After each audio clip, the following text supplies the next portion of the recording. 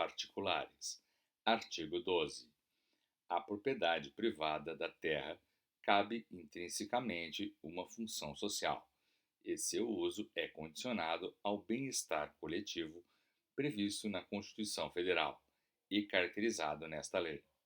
Artigo 13.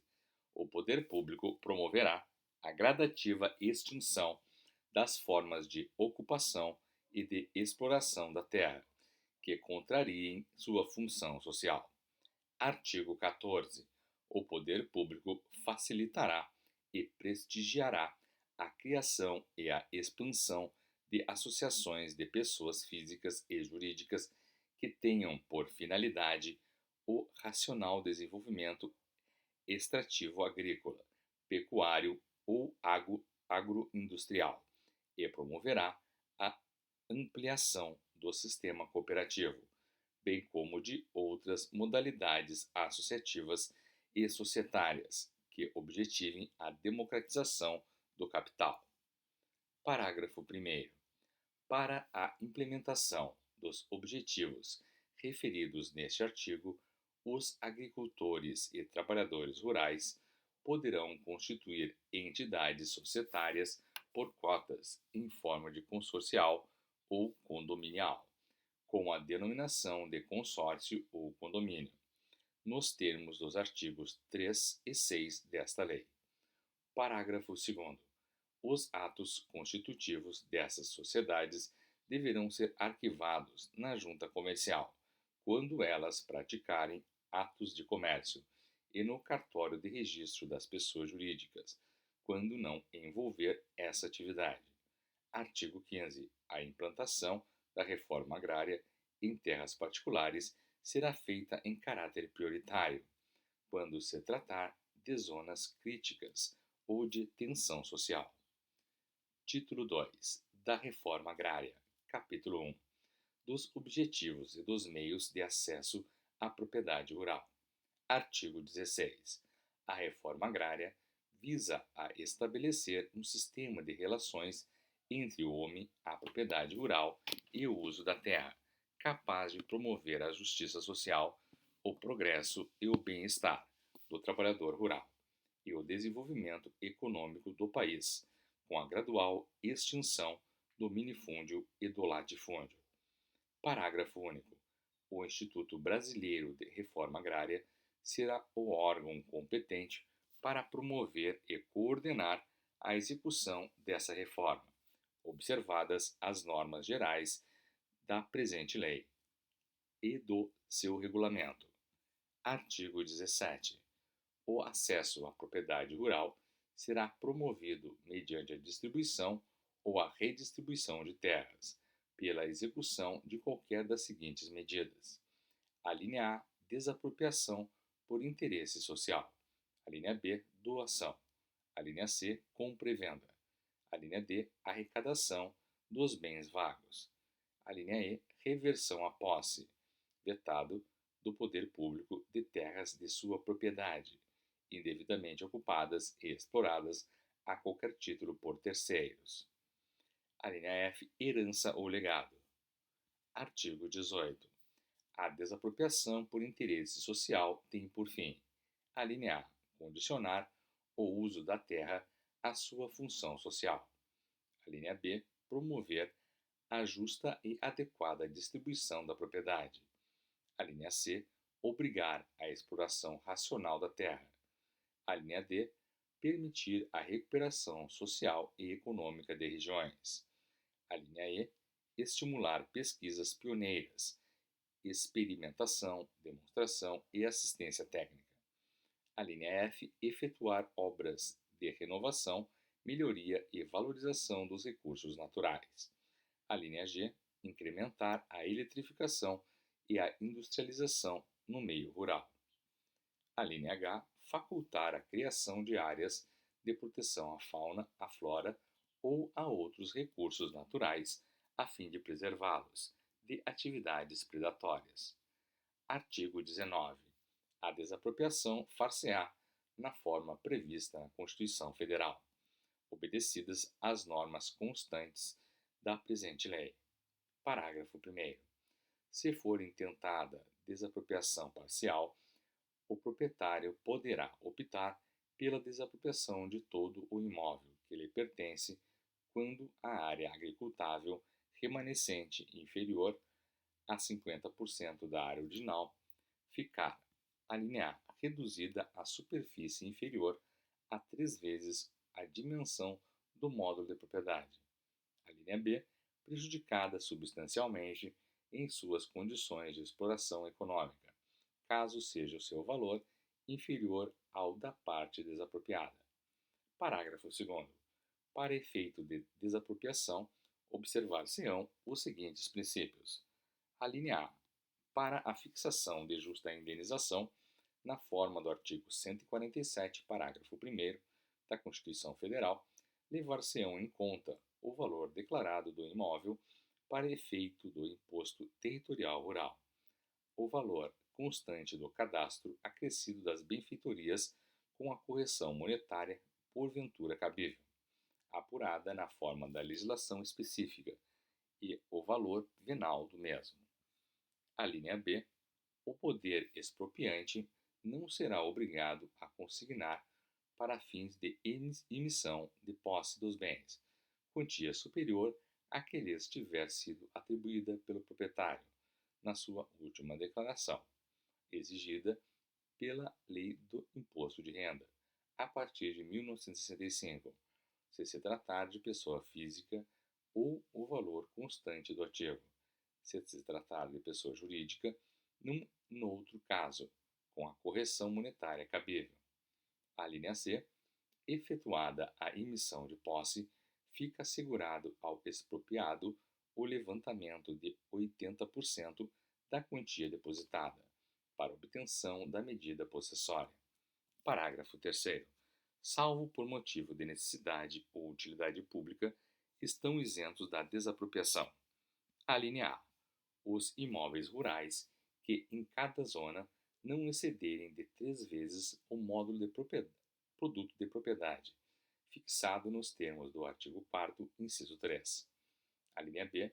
Os imóveis que satisfizerem os requisitos pertinentes à empresa rural, enunciados no artigo 4º, inciso 6. A linha C. Os imóveis que, embora não classificados como empresas rurais, situados fora da área prioritária de reforma agrária, tiverem aprovados pelo Instituto Brasileiro de Reforma Agrária e em execução projetos que, em prazo determinado, os elevem àquela categoria. Parágrafo 4º. O fórum competente para desapropriação é o da situação do imóvel. Parágrafo 5º. De toda decisão que fixar o preço em quantia superior à oferta formulada pelo órgão expropriante, haverá obrigatoriamente recurso de ofício para o Tribunal Federal de Recursos, verificado em ação expropriatória ter o imóvel valor superior ao declarado pelo expropriado, e apurada a má-fé ou o dolo deste, poderá a sentença condená-lo à penalidade prevista no artigo 49, parágrafo 3º desta lei, deduzindo-se do valor da indenização o montante da penalidade. Artigo 20. As desapropriações a serem realizadas pelo poder público nas áreas prioritárias recairão sobre: inciso 1. Os minifúndios e latifúndios. Inciso 2. As áreas já beneficiadas ou a serem por obras públicas de vulto. Inciso 3. As áreas cujos proprietários desenvolverem atividades predatórias, recusando-se a pôr em prática normas de conservação dos recursos naturais. Inciso 4. As áreas destinadas a empreendimentos de colonização, quando estes não tiverem logrado atingir seus objetivos. Inciso 5. As áreas que apresentem elevada incidência de arrendatários, parceiros e posseiros. Inciso 6. As terras cujo uso atual, estudos levados a efeito pelo Instituto Brasileiro de Reforma Agrária, comprove não ser adequado à sua convocação e uso econômico. Artigo 21. Em áreas de minifúndio, o poder público tomará as medidas necessárias à organização de unidades econômicas adequadas, desapropriando, aglutinando e redistribuindo as áreas. Artigo 22. É o Instituto Brasileiro de Reforma Agrária autorizado, para todos os efeitos legais, a promover as desapropriações necessárias ao cumprimento da presente lei. Parágrafo único. A União poderá desapropriar, por interesse social, bens do domínio dos Estados, municípios, Distrito Federal e territórios, precedido o ato, em qualquer caso, de autorização legislativa. Artigo 23. Os bens desapropriados por sentença definitiva, uma vez incorporados ao patrimônio público, não podem ser objeto de reivindicação, ainda que fundada em nulidade do processo de desapropriação. Qualquer ação julgada procedente resolver-se-á em perdas e danos. Parágrafo único. A regra deste artigo aplica-se aos imóveis rurais incorporados ao domínio da União, em consequência de ações por motivo de enriquecimento ilícito, em prejuízo do patrimônio federal, os quais transferidos ao Instituto Brasileiro de Reforma Agrária serão aplicados aos objetivos desta lei. Capítulo 2 da distribuição das terras. Artigo 24.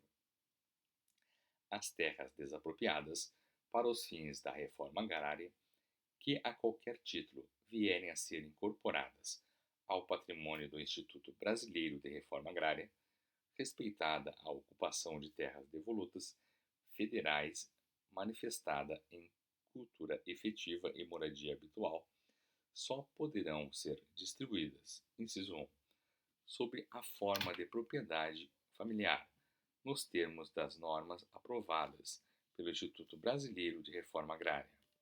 Inciso 2, a agricultores cujos imóveis rurais sejam comprovadamente insuficientes para o sustento próprio e o de sua família. Inciso 3, para a formação de glebas destinadas à exploração extrativa, agrícola, pecuária ou agroindustrial, por associações de agricultores organizadas sob regime cooperativo.